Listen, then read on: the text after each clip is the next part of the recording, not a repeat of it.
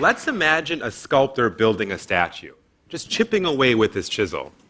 Michelangelo had this elegant way of describing it when he said, every block of stone has a statue inside of it, and it's the task of the sculptor to discover it. But what if he worked in the opposite direction? Not from a solid block of stone, but from a pile of dust, somehow gluing millions of these particles together to form a statue. Well, I know that's an absurd notion. It's probably impossible. The only way you get a statue from a pile of dust is if the statue built itself.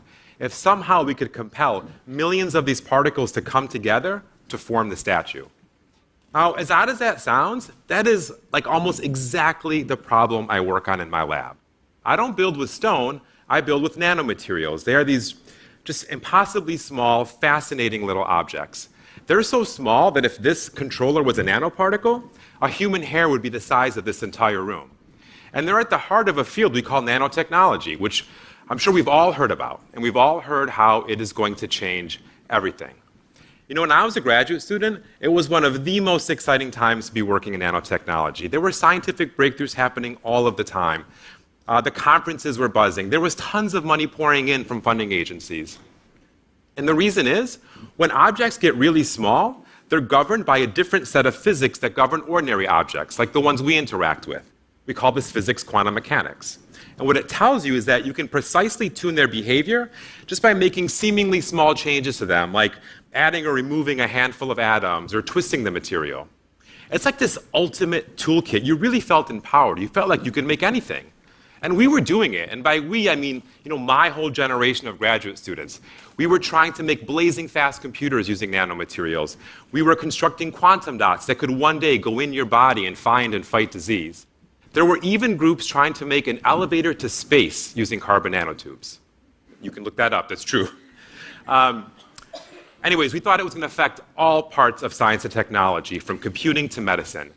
And I have to admit, I drank all of the Kool-Aid. I mean, every last drop. But that was like 15 years ago. And so fantastic science was done, really important work. We've learned a lot. But we were never able to translate that science into new technologies, into technologies that could actually impact people. And the reason is, these nanomaterials, they're like a double-edged sword. The same thing that makes them so interesting, their small size, also makes them like impossible to work with. It's literally like trying to build a statue out of a pile of dust. And we just don't have the tools that are small enough to work with them. But even if we did, it wouldn't really matter, because we couldn't one by one place millions of particles together to build a technology. So because of that, all of the promise and all of the excitement has remained just that, promise and excitement. We don't have any disease-fighting nanobots, there's no elevators to space, and the thing that I'm most interested in, no new types of computing. Now that last one, that's a really important one. We just have come to expect the pace of computing advancements to go on indefinitely. We've built entire economies on this idea. And this pace exists because of our ability to pack more and more devices onto a computer chip. And as those devices get smaller, they get faster, they consume less power, and they get cheaper. And it's this convergence that gives us this incredible pace.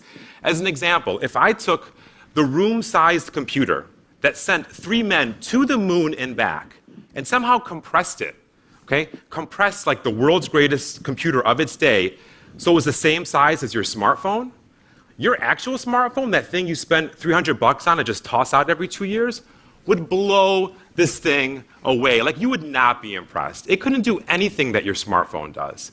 It would be slow. You couldn't put any of your stuff on it. You could possibly get through like the first 2 minutes of a Walking Dead episode if you're lucky. The point is, the progress, it's not gradual. The progress is relentless. It's exponential. It compounds on itself year after year, to the point where if you compare a technology from one generation to the next, they're like almost unrecognizable. And we owe it to ourselves to keep this progress going. We want to say the same thing 10, 20, 30 years from now. Look what we've done over the last 30 years. Yet we know this progress may not last forever. In fact, the party's kind of winding down. It's like last call for alcohol, right? If you look under the covers, by many metrics, like speed and performance, the progress has already slowed to a halt. So if we want to keep this party going, we have to do what we've always been able to do, and that is to innovate. So our group's role and our group's mission is to innovate by employing carbon nanotubes, because we think that they can provide a path to continue this pace. They are just like they sound. They're tiny, hollow tubes of carbon atoms, and their nanoscale size, that small size, gives rise to these just outstanding electronic properties. And the science tells us if we could employ them in computing, we could see up to a 10 times improvement in performance. It's like skipping through several technology generations in just one step. So there we have it. We have like this really important problem, and we have what is basically the ideal solution. The science is like screaming at us, like this is what you should be doing to solve your problem. But so it's like, all right, let's get started, let's do this. But then you just run right back into that double-edged sword. This ideal solution contains a material that's like impossible to work with. I'd have to arrange billions of them just to make one single computer chip. It's that same conundrum. It's like this undying problem. So at this point, we said, let's just stop. Let's not go down that same road. Let's just figure out like what's missing, right? What are we not dealing with? What are we not doing that needs to be done? It's like in The Godfather, right? When Fredo betrays his brother Michael, like we all know what needs to be done. I mean, Fredo's got to go. But Michael, he puts it off. And like, fine, I get it. Their mother's still alive. It would make her upset. But we just said, like, what's the Fredo in our problem? Like, what are we not dealing with? What are we not doing but needs to be done to make this a success? And the answer is that the statue has to build itself. We have to find a way somehow to compel, to convince billions of these particles to assemble themselves into the technology. Okay, we can't do it for them. They have to do it for themselves. And it's the hard way. I mean, this is not trivial. But in this case, it's the only way. Now, as it turns out, this is not that alien of a problem.